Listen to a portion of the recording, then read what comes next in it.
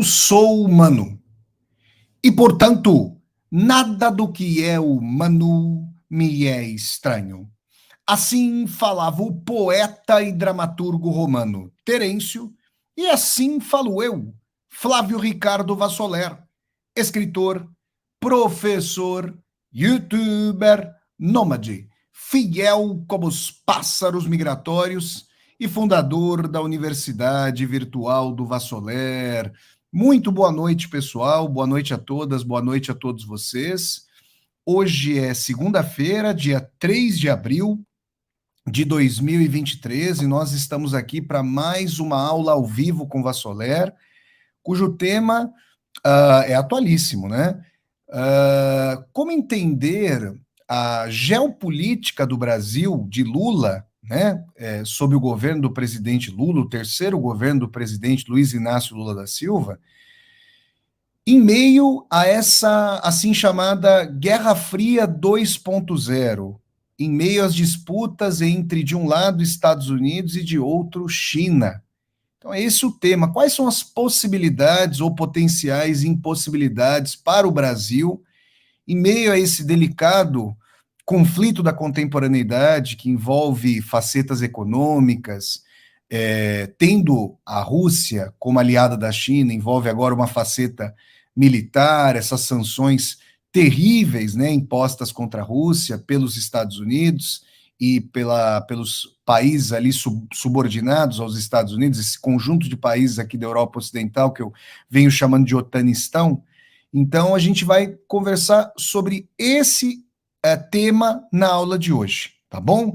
Antes de mais nada, eu quero pedir a todas e a todos vocês, como sempre, que deem um like no vídeo, se inscrevam aqui no meu canal do YouTube, toquem a sinetinha para poderem receber as notificações, quem aí estiver assistindo a esse vídeo e não estiver inscrito ou inscrita. O like é muito importante no vídeo para que o algoritmo dissemine esse vídeo. Pra vocês terem uma ideia, há pouco mais de um mês, o YouTube passou a divulgar aos borbotões aí, de maneira bastante disseminada e em progressão geométrica, em PG, um vídeo que eu fiz aqui no meu canal sobre uma ponderação, um panorama sobre um ano desse conflito entre Estados Unidos e Rússia na Ucrânia. E isso ajudou muito, né, no crescimento do canal, no aprofundamento da audiência. Então, conto com vocês para darem uma curtida no vídeo, para compartilharem esse vídeo em Facebook, Instagram, Twitter, LinkedIn, grupos de WhatsApp e assim por diante, tá bom? Além disso, vocês podem se tornar membros humanistas do canal. Tem uma tecla aqui embaixo desse vídeo chamada Seja Membro, para vocês apoiarem o canal. Tem uma tecla chamada Valeu, também embaixo desse vídeo, e quem estiver aqui no chat do YouTube pode mandar um super sticker, que é uma saudação paga, e um super chat, e eu vou agradecer muito a vocês e respondo as perguntas. Coloquem também aqui no chat, no Instagram, no Facebook, a cidade de onde vocês vêm. Eu sempre gosto de saber a partir de onde vocês estão assistindo ao meu trabalho. Coloquem também nos comentários se vocês estiverem assistindo a essa aula de forma gravada, tá bom? Vamos lá, então, gente. É o seguinte, o mundo de hoje, as instituições da contemporaneidade ainda são tributárias, como eu venho dizendo a vocês, de uma ordem mundial do pós-Segunda Guerra Mundial, do pós-1945, portanto, quando os Estados Unidos sozinhos detinham metade da riqueza mundial. Vocês imaginam uma coisa dessa? Metade da riqueza mundial concentrada num único país, os Estados Unidos, né? O que acontece? Esse não é mais o cenário da contemporaneidade. Então, quando a gente pensa historicamente, quando a gente pensa sobre os movimentos da história, entende por mais que os contextos históricos sejam distintos, envolvam conflitos distintos, envolvam valores distintos, existem algumas recorrências ao longo da história, e a gente pode falar aqui. Aberturas de novos tempos históricos implicaram celeumas, tensões, conflitos, guerras. E nós estamos assistindo ao surgimento de uma nova era. Não é pura e simplesmente abrupto, é algo que se arrasta pelas últimas décadas, e esse surgimento dessa nova era vai implicar, e aliás, a gente, nessa geração, ainda na nossa vida, quem for mesmo mais velho do que eu, ou tiver no mínimo a minha idade, 40 e poucos anos, 41 anos eu tenho, nós vamos assistir ainda a um reordenamento, a uma reconfiguração do sistema financeiro mundial, e nós vamos ver que os Estados Unidos tendem a perder sua capacidade, isso não é um processo abrupto, mas tendem a perder a sua capacidade de impor sanções aos demais países, como ora estão fazendo contra a Rússia. Então, vamos entender por quê.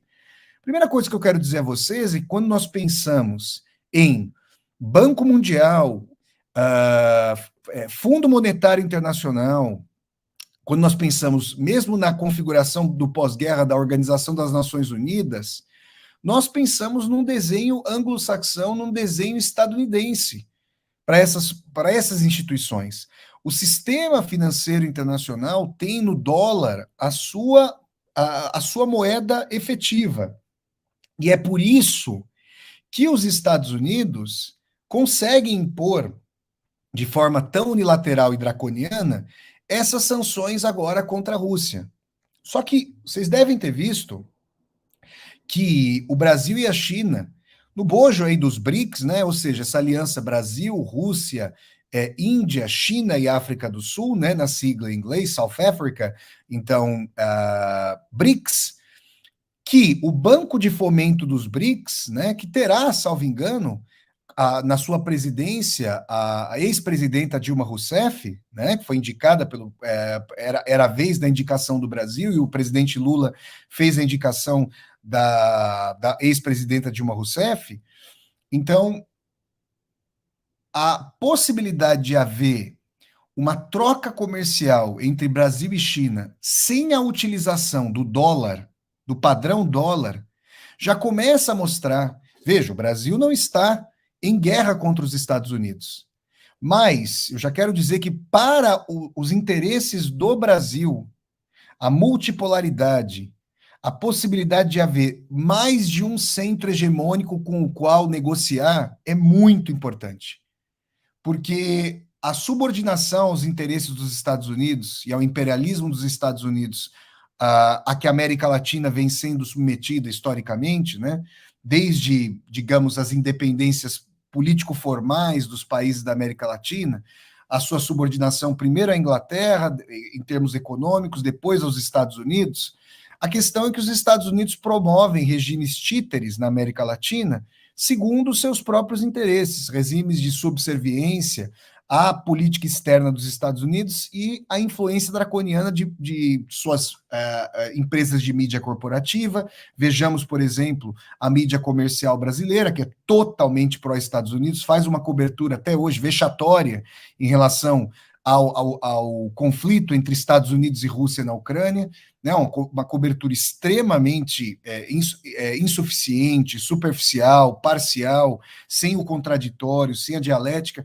Por isso eu conclamo a todas e a todos, e aí mando um abraço para o meu amigo Leonardo Atushi, editor-chefe da TV 247, que gentilmente retransmite esse vídeo para o público da TV 247. Inclusive eu peço para o pessoal da TV 247 se inscrever aqui no meu canal, para vocês virem até o meu canal do YouTube, se inscreverem aqui no meu canal e tocarem a sinetinha, porque mídia independente como a TV 247, o ICL, o Meteoro Brasil e tantos outros canais, entre os quais aqui eu me coloco, nós tentamos fazer uma discussão com outros matizes, com outras perspectivas em relação a essa mídia, a essas discussões pasteurizadas da mídia corporativa e tradicional brasileira. Isso para não falar de instituições bancárias, para não falar do capital industrial e assim por diante.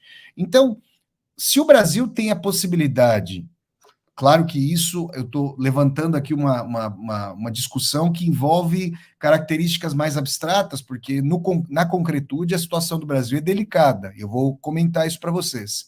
Se o Brasil tem a possibilidade de navegar entre mares sino-estadunidenses, ou seja, águas chinesas e águas estadunidenses, olha, é possível fazer acordos. A China já é o maior parceiro comercial do Brasil.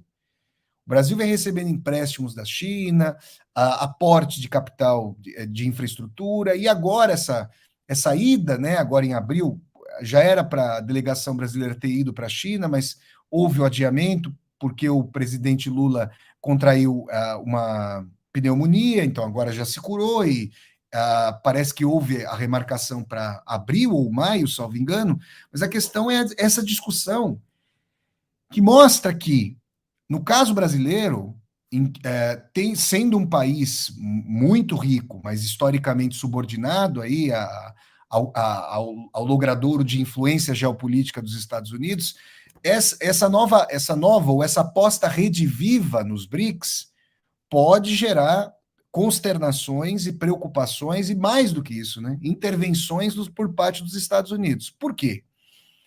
Porque a situação, gente, ela vai no seguinte sentido. Rússia e China, Rússia em guerra com os Estados Unidos na Ucrânia, né? A Ucrânia, os Estados Unidos fazem uma guerra por procuração contra a Rússia, e o povo ucraniano, a infraestrutura ucraniana aí é totalmente, tudo isso é dilapidado, é uma tragédia para o povo da Ucrânia, claro, e o poder dos Estados Unidos e a sua influência sobre a Europa Ocidental, né? Tudo isso faz com que a Rússia sofra essas sanções, mas justamente no bojo desse conflito, estando Estados Unidos e Rússia numa guerra, a Rússia pode, num contexto dessa excepcionalidade, acelerar processos de transformação das suas coligações econômico-comerciais com muito mais rapidez e passando por cima de contratos balizados, em relação aos quais não poderia, que não poderia romper num contexto de normalidade, e nós temos aí a aceleração de um processo de mudança do eixo de força econômica do mundo, do Oceano Atlântico para o Oceano Pacífico. Por quê? Eu estava assistindo a um vídeo de um canal que eu recomendo fortemente a vocês, chamado Caspian Report. Caspian Report. Né? E o rapaz lá, e salvo engano tem ascendência indiana, faz discussões maravilhosas, e ele mostrava como a Rússia, por causa de os Estados Unidos terem, junto com os países subservientes aos Estados Unidos da Europa Ocidental, que eu chamo de Otanistão, terem removido o mercado europeu de gás para a Rússia vem apostando num corredor norte-sul que passe, vejam vocês, que passe ali, saindo de São Petersburgo, passe por Moscou, desça ali até o Cáucaso, Azerbaijão, passe pelo Irã para chegar até a Índia. Então a Rússia não contornaria o continente europeu, passando pelo Mediterrâneo, passando por uma série de estreitos e oceanos para chegar até a Índia. Então, a Índia e a China aumentaram vertiginosamente as compras em relação à Rússia. A Rússia agora redireciona os seus produtos também para o Irã, e o Brasil vê nisso uma oportunidade para fazer acordos Sul-Sul que estavam acontecendo, vamos nos lembrar, antes de a operação política chamada Lava Jato, que hoje já se sabe que era uma operação política. Aliás, já se sabe, inclusive, que o Departamento de Estado dos Estados Unidos municiava, né, a Força-Tarefa com informações. Quais seriam os interesses? São multifacetados, né? O Leonardo Atush, editor-chefe da TV 247, faz discussões muito avalizadas e interessantes no sentido de que os Estados Unidos tinham interesse na revogação da lei de partilha do pré-sal com monopólio para o Estado brasileiro. Nós podemos também dizer que, digamos, as empresas brasileiras, o Brasil estava exportando tecnologia de engenharia, sobretudo na área da construção civil, com as suas grandes empresas. Inclusive, um advogado brasileiro, que é amigo antigo do Guilherme Boulos, o Valfrido Vardi, tem feito uma discussão no sentido de que, se a Lava Jato se mostrou política, que as multas aplicadas contra as empresas que foram processadas no âmbito da Lava Jato sejam revogadas para que essas empresas possam se recuperar e que possam voltar a ajudar a economia brasileira a se acelerar, a crescer, a gerar empregos e a gerar renda. Então, o Brasil, por exemplo, estava exportando tecnologia de engenharia para a África. Angola, Moçambique são parceiros da comunidade lusófona. O Brasil tem essa possibilidade, nos acordos com os BRICS, com a China, a possibilidade de fazer uma ponte de aporte de capitais para começar a reindustrializar a sua economia, uma vez que o Brasil sofreu um forte processo de reindustrialização. E aí vocês podem pensar, para os Estados Unidos, esse conflito com a China tem quais implicações na América Latina? Implicações seríssimas. Uma vez que, economicamente, os países da América Latina, entre os quais o Brasil, se tornam cada vez mais parceiros econômicos e dependentes economicamente também da China, os Estados Unidos temem uma ingerência cada vez maior chinesa na sua área de dominação geopolítica histórica. Vejam, nesse vídeo do Caspian Report, tem um outro vídeo falando sobre a relação entre América do Sul e China nesse canal, que é muito interessante e cujo trabalho eu recomendo a vocês. Ele vai dando dados sobre o volume de empréstimos chineses e sobre o fato de que a China vai colocando bases espaciais, bases de pesquisas aeroespaciais, de investigações por satélite. Então a China vai começando a colocar ali, digamos, cabeças de ponte por uma influência, para garantir os seus negócios.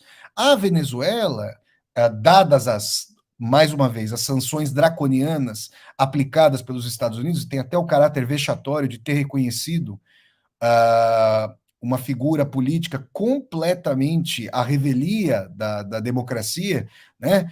Claro que há tensões ali do governo atual da Venezuela, mas o Juan Guaidó foi eleito por quem? Só que nós nos lembramos de que os Estados Unidos reconheceram essa figura do Juan Guaidó como presidente da Venezuela, e os países do Otanistão, aqui os países vassalos dos Estados Unidos na Europa Ocidental, fizeram o mesmo. Então, a gente pode atribuir a permanência do governo atual da Venezuela. Há também, gente, é importante dizer, a presença de tropas russas e chinesas, de forças russas e chinesas da Venezuela, né? Então é importante frisar que, pela primeira vez, essas forças vêm até a América Latina, que é um logrador estratégico para os Estados Unidos. Então, se os Estados Unidos percebem, obviamente percebem, que a China, no contexto dessa guerra, tem a Rússia como grande parceira, como grande aliada, né? Para estabelecer uma cunha, estabelecer como que vamos pensar aqui num escudo contra o avanço da OTAN, da Organização para o Tratado do Atlântico Norte, que é a aliança militar comandada desde o pós-guerra pelos Estados Unidos, pós-segunda guerra pelos Estados Unidos. Impedir o avanço da OTAN para além da Ucrânia significa não cercar a China pela Ásia Central. Desde o século XIX, teóricos da geopolítica dos Estados Unidos, tem um livro do Andrew Korybko, né, que fala sobre a guerra híbrida, que faz toda uma discussão sobre a historicidade anglo-saxã da geopolítica dos Estados Unidos, entrevendo que a dominação do continente mundo da Eurásia, que é o maior bloco de terra do mundo, é fundamental para os interesses estratégicos dos Estados Unidos. E parece realmente, parece não, é fato, que a direita, a extrema-direita dos Estados Unidos dobrou a aposta nesse sentido, porque entrevê que se não expandir a OTAN, vai ficar difícil conter o avanço chinês. O avanço chinês, por esse prisma, é visto da seguinte maneira: os Estados Unidos perderiam influência econômica mundial, continuariam a ser uma grande potência, mas perderiam o seu poder, por exemplo, de imposição de sanções, se o bloco do Pacífico, se os vários blocos de países que podem aprofundar as suas negociações entre si, por exemplo, os BRICS, deixarem de lançar mão do dólar. É claro que os Estados Unidos, com um amigo meu esquerdista de quando eu morei em Chicago, que era estadunidense, ele não chamava o país dele de United States of America, ele falava United Bases of America, bases unidas do mundo. Tem base militar nos Estados Unidos por todo o mundo. O Japão é um país ocupado desde 45, a Coreia do Sul é um país ocupado, né? Os Estados Unidos tentam cercar a China pelo Mar do Sul da China. Então, os Estados Unidos veem essa questão. E quando alguns autores falam sobre desglobalização, primeira vez que eu ouvi esse termo, desglobalização, eu senti um choque, porque já no Manifesto Comunista do Marx e do Engels, em 1848, os então jovens teóricos sociais alemães já previam uma mundialização do mercado, uma mundialização do capitalismo. Um capitalismo que não se expanda tem contradições, que tem contradições intrínsecas com a sua forma de voracidade, de dominação econômica, de expansão dos capitais. Mas, num contexto em que os Estados Unidos veem a sua dominação unipolar ameaçada, podem eventualmente levar suas empresas para que estão, por exemplo, explorando mão de obra mais barata na Ásia, a rumar para onde? Para onde vocês imaginam? Para a América Latina. Então, começa a fazer sentido, porque as jogadas, o xadrez geopolítico, gente, ele não é um xadrez unidirecional. Assim como o xadrez, o jogo, eu não sou um bom enxadrista, né? Nunca joguei muito xadrez, mas o pouco do que eu sei a respeito do xadrez me ensina que as jogadas de xadrez para jogadores e jogadoras que têm refinamento no jogo são de uma análise combinatória, de uma coligação de possibilidades com múltiplas direções. E assim é o xadrez. Aí sim, eu gosto muito de xadrez geopolítico. O xadrez geopolítico tem essas implicações. Então, agora a gente começa a entender por que a degola das leis trabalhistas, por que a degola das pensões, do sistema de aposentadoria, do sistema de saúde pública, por que o arroxo e o barateamento ainda maior, né, o arroxo ainda maior salarial, a destruição dos parcos sistemas de proteção social na América Latina, porque isso poderia beneficiar o interesse geoestratégico, geoeconômico dos Estados Unidos. Porque as empresas estadunidenses aportando nesses países, entre os quais o Brasil, num cenário de dominação da América Latina clamorosamente, isso colocando, claro, regimes do seu interesse, né, governos direitistas do seu interesse, isso poderia fazer com que essas empresas encontrassem um veio de maximização dos lucros de capitais, como fazem alguns países da Ásia, e tentassem justamente fazer uma cunha do mundo que ainda seria dominado pela esfera de influência do padrão dólar e dos Estados Unidos, e uma outra parte do mundo dominada aí por relações que tem a China encabeçando essas questões econômicas, mas que vocês podem me cobrar no futuro, que a Índia tem muito a crescer também. Não é tão mencionada nesse momento como um país a fazer rivalidade com Estados Unidos e China, mas tem aí um potencial gigantesco. Então, para mim ainda é difícil imaginar uma desglobalização, porque eu gostaria de saber o que vai acontecer com os títulos da dívida pública dos Estados Unidos, que em boa medida pertencem à China, ao capital chinês. A China faz parte da Organização Mundial do Comércio. Uma cunha assim estabelecida, uma clivagem do mundo assim estabelecida, necessariamente levaria a tensões que já ocorrem, mas também levaria a uma reconfiguração das instituições do pós-1945. É tudo que os Estados Unidos não querem para não perderem a sua hegemonia inequívoca. Mas a ONU, o Tribunal Penal Internacional de Haia, o Fundo Monetário Internacional, o Banco Mundial, já não teriam o poder de influência que tem ainda hoje e precisariam comportar. Ou seja, é aquele momento, gente, em que as potências teriam que se sentar à mesa para dizer, olha, e aqui eu vou usar uma imagem da Carolina Bernardes, cônsul da Rússia em Belo Horizonte. Quero mandar um abraço para a Carolina e dizer que eu acompanho continuamente o trabalho da Carolina em sua página no Instagram, e recomendo a vocês o Instagram da Carolina Bernardes, que já esteve 2 vezes aqui no meu canal do YouTube. Nós já conversamos sobre o conflito entre Estados Unidos / OTAN e Rússia na Ucrânia, né? Então, recomendo aqui a página da Carolina. Então, vejam, a Carolina usou essa imagem, né? Imaginem que o PIB mundial, um bolo, os Estados Unidos ainda detêm a maior parte das fatias. Mas, diferentemente do que se dava no pós-Segunda Guerra, em que os Estados Unidos detinham metade das fatias do bolo, e falavam, os Estados Unidos não convidavam ninguém para cantar os parabéns, os outros países ficavam olhando de fora do salão de festas, os estadunidenses comendo o bolo, e de vez em quando alguns subservientes eram chamados, né?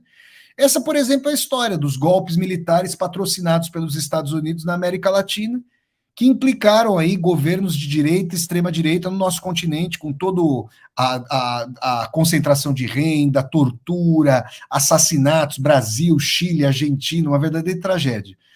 Mas, uma vez que os Estados Unidos vão detendo cada vez, não vão detendo mais todas as fatias do bolo e não concentram mais a metade da riqueza, os outros países conseguem entrar no salão de festas, se sentam à mesa com os estadunidenses e falam: agora a gente vai ter que dividir esse bolo de uma outra forma, e não só dividir o bolo, a gente vai produzir, a gente vai dividir inclusive os ingredientes de produção do bolo.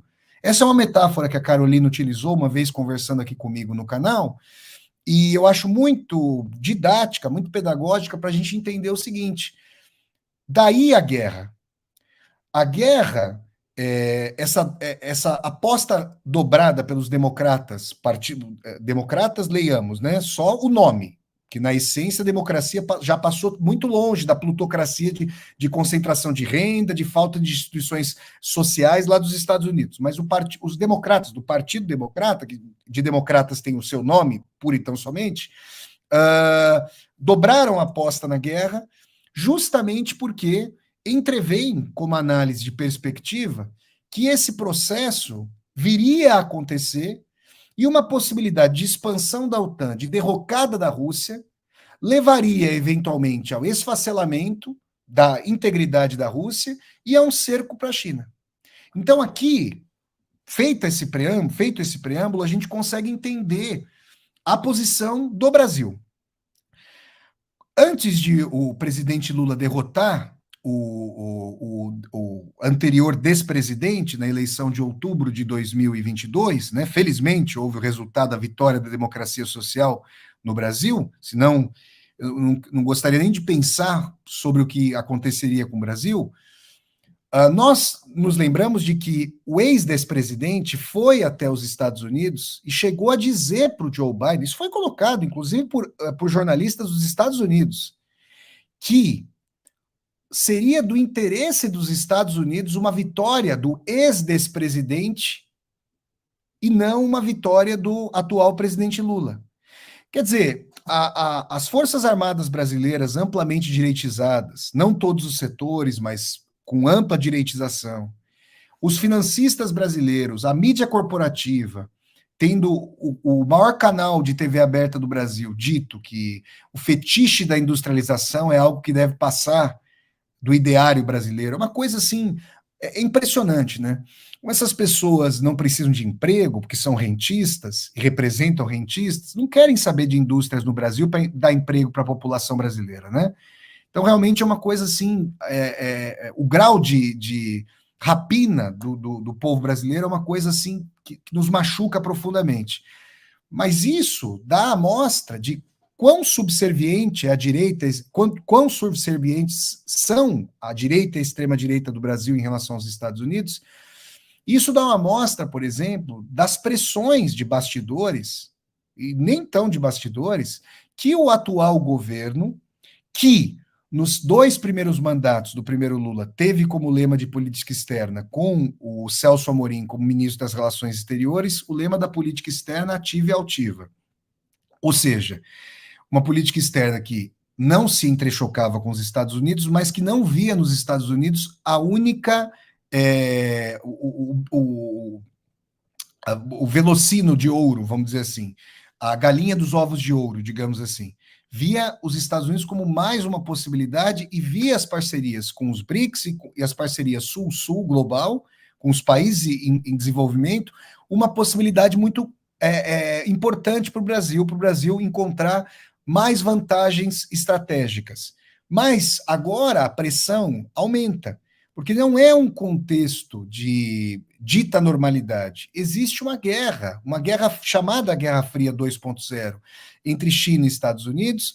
Vocês se lembram de quando Donald Trump, que agora, eu vi até uma foto agora, parece que chegou a Nova York para responder, para responder juridicamente a essa acusação, resposta a uma acusação criminal contra o Donald Trump, que pode, primeiro presidente, salvo engano, dos Estados Unidos, a responder a um processo criminal, E isso pode implicar a sua impossibilidade de disputar as eleições aí, a eleição presidencial contra o Joe Biden, que vai tentar a reeleição, salvo engano, a eleição vai acontecer no ano que vem. Então, nesse contexto belicoso, já à época do o Donald Trump anunciava essa guerra econômica. E, gente, a gente tem que entender os presidentes dos Estados Unidos como a face mais que vem à tona desse complexo financeiro, industrial e militar que de fato captura boa parte do erário dos Estados Unidos e determina os rumos da plutocracia, da oligarquia dos Estados Unidos, né? Então, nesse contexto, pressionar o Brasil para não ceder a acordos, a aproximações com a China pode sim acontecer e pode estar nos planos do Departamento de Estado com seu tradicional golpismo para os demais países, desestabilizações de regimes que, em alguns círculos tresloucados ou desinformados, ou de má fé, de mídias corporativas, por exemplo, nos Estados Unidos, ou na extrema-direita dos Estados Unidos, e mesmo pela extrema-direita rançosa do Brasil, que são chamados de governos socialistas, né?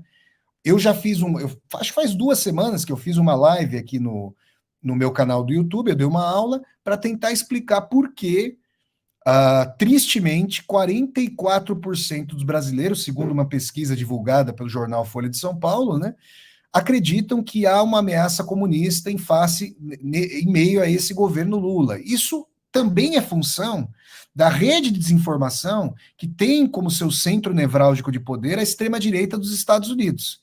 Né? Por exemplo, um documentarista social-democrata como Michael Moore, né, é chamado nos Estados Unidos de comunista. Isso é uma impropriedade completa. O Michael Moore ele vai numa chave do New Deal, que é uma reforma keynesiana do capitalismo, tendo a base mesma de formação da social-democracia para salvar o capitalismo naquele momento histórico da crise de 1929. Então, as reformas keynesianas são uma reformas de salvaguarda do capitalismo com a interferência do Estado. Vale dizer que boa parte do campo esquerdista faz o mesmo com nuances sociais distintas.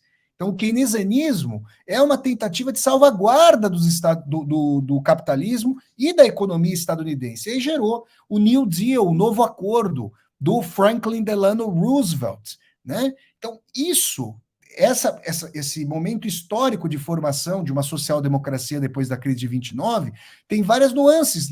Não se trata do campo socialista ou comunista, mas na sua rede de desinformação, acabando com a educação de qualidade, tendo em mente que a cognição coletiva está diminuindo, com todos os ataques do neoliberalismo à educação pública, com essas questões de instrumentalização de redes sociais, nós chegamos a um ponto em que as pessoas acreditam nisso, não tendo contrapartidas de informação para se embasarem, e a gente vê essa questão. Então, o governo Lula teria interesse, vejam, futuro do pretérito, futuro do pretérito, teria interesse em manobrar entre Estados Unidos e China, sem a menor dúvida. O Brasil teria interesse numa expansão dos BRICS para trazer a Nigéria, a Argentina, o Irã, sem a menor dúvida. São países aí emergentes, países com os quais o Brasil pode negociar, não necessariamente passando pelo padrão dólar. E aí, isso implicaria que eventuais sanções dos Estados Unidos não limitariam o escopo negocial e comercial do Brasil.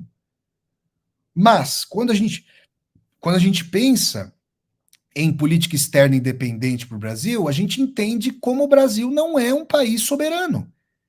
Vamos nos lembrar de que, em meados da década de 70, o ditador Ernesto Geisel, né, que era um nacional desenvolvimentista pela direita, foi o primeiro a reconhecer a independência de Angola em relação a Portugal.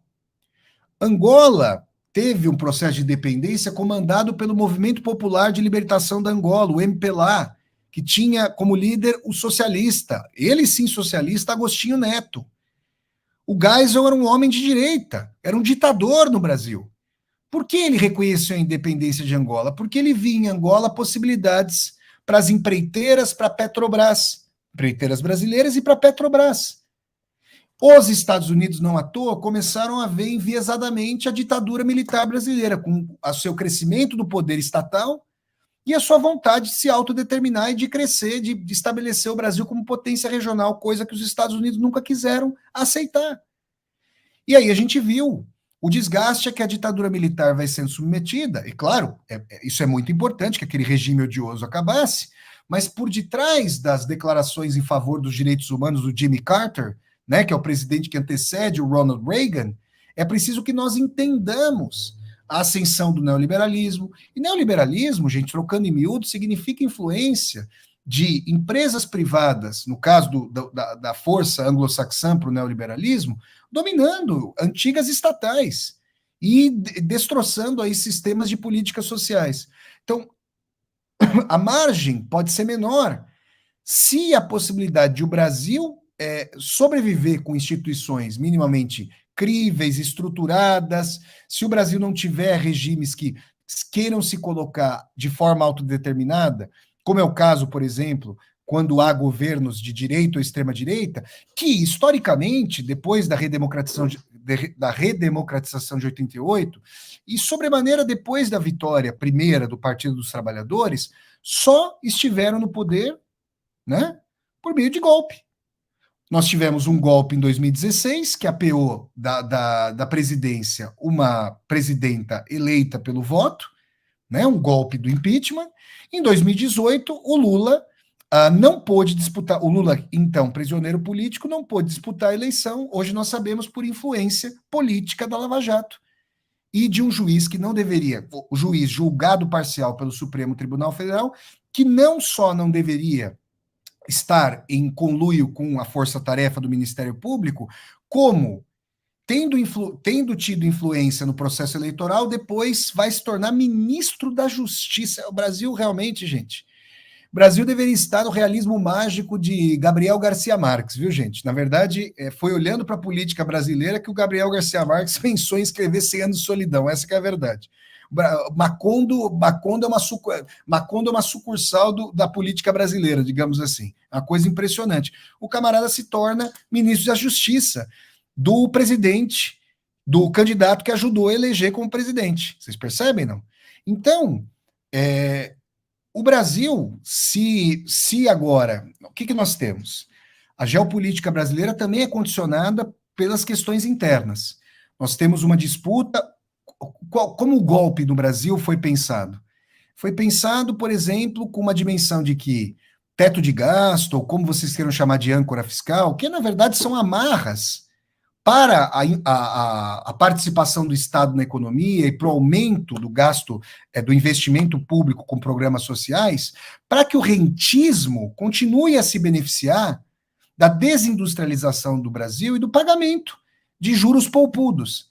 Então, sabedores de que, dadas as desigualdades sociais no Brasil, se houvesse um mínimo restabelecimento de democracia no Brasil, o Partido dos Trabalhadores, o campo progressista poderia voltar ao poder, então pensaram numa estrutura fazendo essa questão de independência do Banco Central, colocando uma figura que, por exemplo, é coligada ao antigo governo, não é mais à direita, para retirar a possibilidade de autodeterminação econômica de um governo de centro-esquerda. E claro que isso afeta a política externa brasileira. Mas essa tentativa de o Brasil fazer coligações com a China no sentido de trocas em moeda para além do padrão dólar, isso certamente ajuda o campo do eixo do Pacífico e, no sentido do Brasil, nos beneficia profundamente. Imaginemos, por exemplo, que os Estados Unidos comecem a impor para o seu quintal de imperialismo histórico, que infelizmente, com muita tristeza que eu digo isso, é a América Latina, que os países latino-americanos não possam eventualmente estabelecer trocas comerciais, porque essas trocas hoje passam por esse sistema financeiro avalizado e balizado por Washington, com a China, com a Rússia, que os BRICS têm que se esfacelar. O Brasil teria, no futuro do pretérito, se conseguir resistir como país minimamente soberano, que soberano de todo não é, o Brasil teria a possibilidade de falar, olha, nós vamos fazer, a nossa Constituição garante a autodeterminação do Estado brasileiro e é do nosso interesse, nós não temos guerra com esses países, nós podemos fazer trocas comerciais. Toda vez que o Brasil, vejam, quando vocês assistirem, caso vocês assistam a mídia corporativa, mas quando vocês assistirem a mídia corporativa e vocês virem jornalistas, tá? Falando, olha, Brasil faz comércio com o Irã, com a Rússia, com a China, ditaduras e não sei o quê. Gente, perguntem, mandem mensagens para esses jornalistas, né? Pelo menos eles vão receber as mensagens, né? Hoje em dia, os âncoras e as âncoras dos telejornais recebem lá nos seus páginas do Twitter, Facebook, Instagram, recebem as notícias. Perguntem se os Estados Unidos podem ser chamados de um país que respeita direitos humanos, que respeita a autodeterminação dos povos, que não patrocina golpes de Estado, que não tem ingerência draconiana nos pleitos, nos processos eleitorais. Perguntem se o Juan Guaidó foi eleito pelo povo venezuelano. Né? Então aí a gente percebe, dando voz a quem está a mídia corporativa brasileira. É a dimensão de o Brasil se colocar como sucursal, porque essa grande mídia tem boa parte de capital estadunidense e, gente, representa o rentismo, representa o enfraquecimento industrial do Brasil. O Brasil pode perder integridade territorial num aprofundamento dessa crise, dada a sua riqueza hídrica, de biomassa, bioenergética, hidrocarbônica. Vocês percebem, não? Então, o Brasil está num momento, por um lado, tenso, porque não tem a margem de manobra tão vasta como aquela que havia nos dois primeiros governos do presidente Lula. Né? Não é à toa. Eu estava morando em Moscou em 2008, 2009, o presidente à época era o Medvedev, mas todo mundo sabia que o Putin ia voltar ao poder, como voltou, e houve, naquela época, houve a retirada da necessidade de os brasileiros e brasileiras tirarmos visto para irmos à Rússia. Até onde eu sei, até agora, claro que agora, por causa da guerra, as coisas podem mudar, mas a época ali, porque o Brasil fez transações com a Rússia, chegou a comprar aviões, armamentos da Rússia, e também teve aquela questão dos BRICS, o Brasil passou aí com um tratamento recíproco. Russos e russas puderam ir ao Brasil sem o visto, ficando 3 meses com passaporte, e os brasileiros e brasileiras também pudemos. Eu tive que fazer o visto, eu fui para a Rússia, eu tive que tirar esse visto no comecinho de 2008, isso aconteceu ali em 2008, 2009. Né? Então, para vocês verem como essas questões vão se alterando, e o Brasil fez mediação do acordo nuclear no Irã, o presidente Lula viajou até Moscou para conversar, então, com Medvedev, vocês percebem? Então, essa atitude do Brasil, essa é uma atitude que nós gostaríamos de ver o Brasil realizar ainda uma vez, mesmo com uma margem menor, que seria do interesse do desenvolvimento brasileiro, de exportação de tecnologia do Brasil. Eu me lembro bem, vejam vocês, 2014, 2015, eu estava morando nos Estados Unidos pelo primeiro ano, estava morando lá em Chicago, estava fazendo parte do meu doutorado por lá.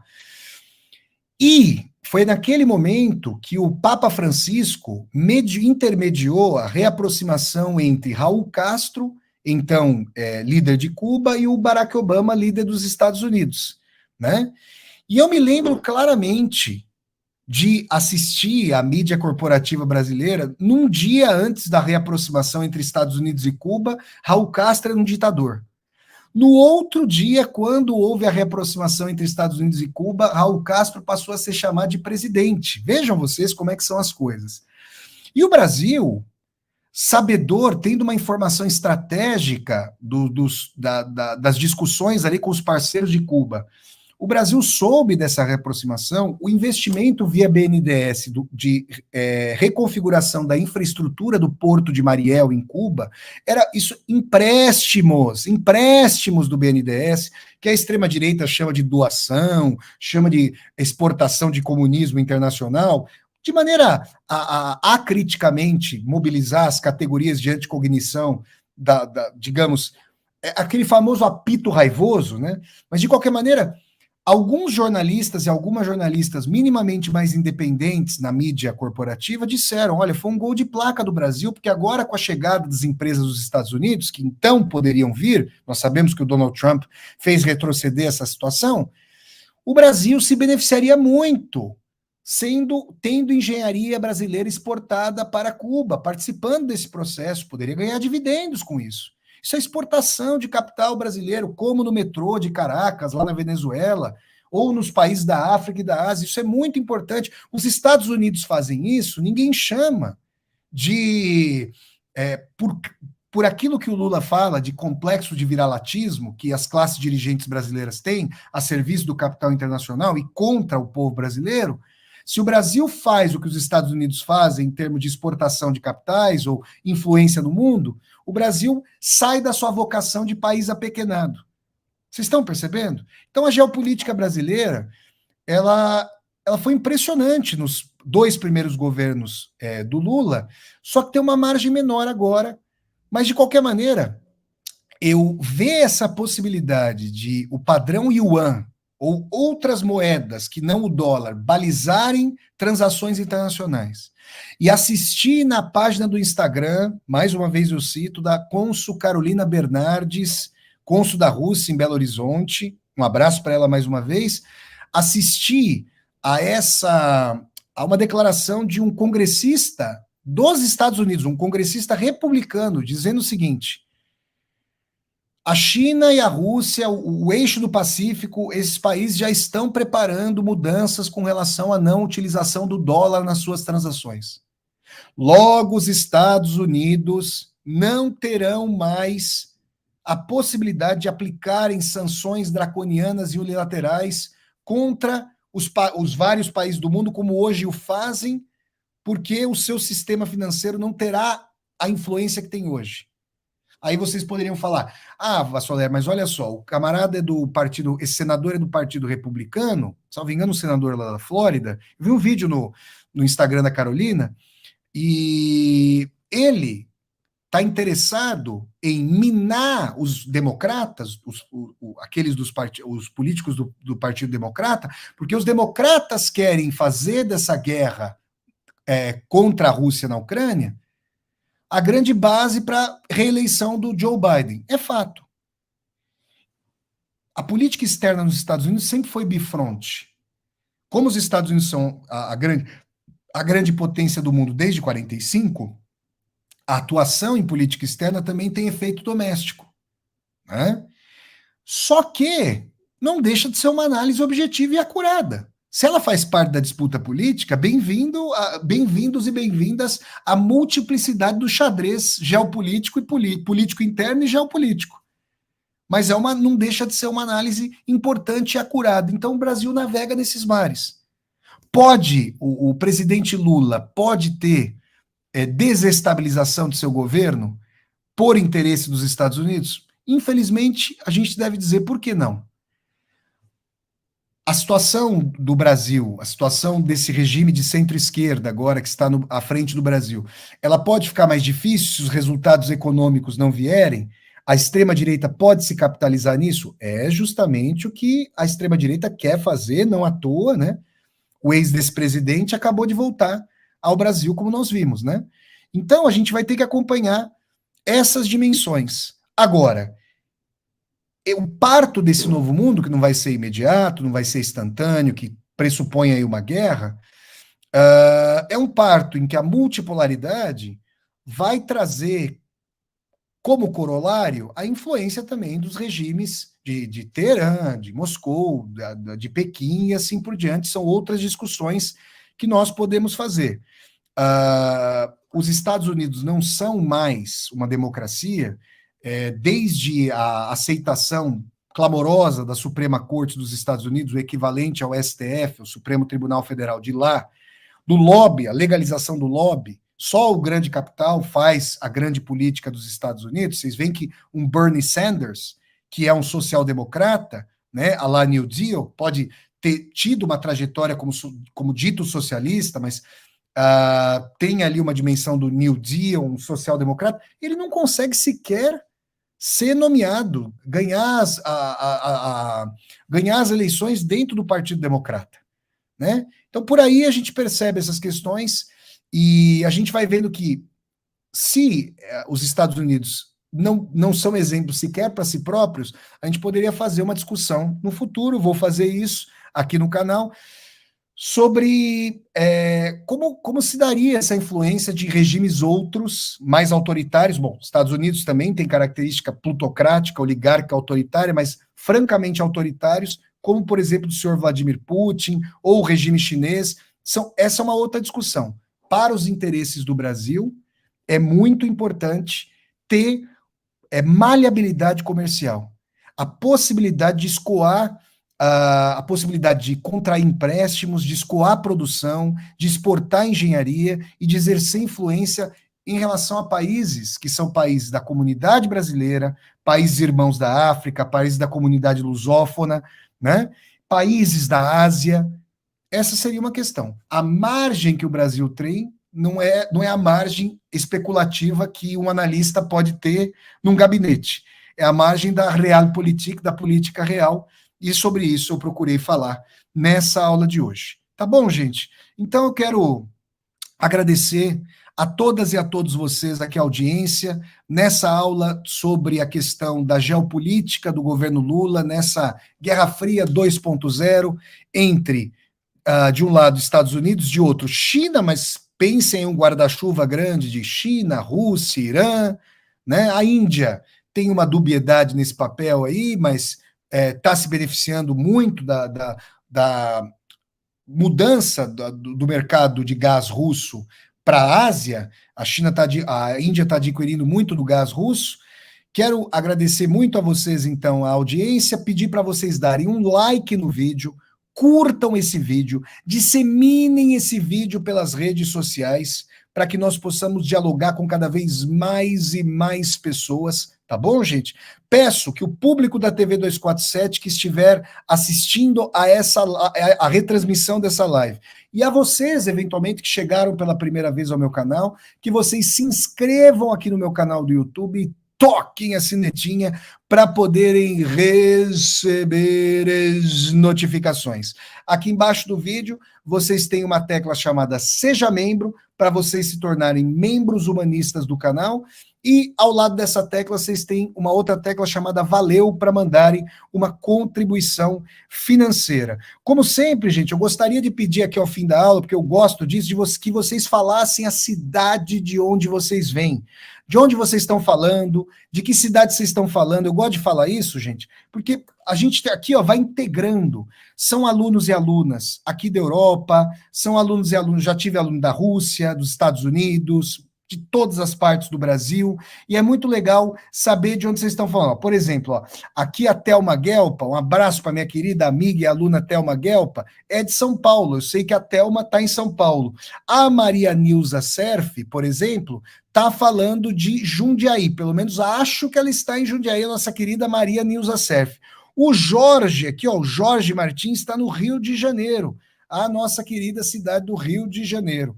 Então, gente, a gente tem São Paulo, Rio de Janeiro, olha aqui o Jário está na região norte do Brasil, Rio Branco, capital do Acre. Um abraço para o Jairo Souza, que está na região norte. O Ronaldo Gavilinski, meu aluno no curso Viagem com Vassoler pela Europa Centro-Oriental. Um abraço para o Ronaldo, que está no Rio de Janeiro. Aí, a Maria Nilza está em Jundiaí, de fato.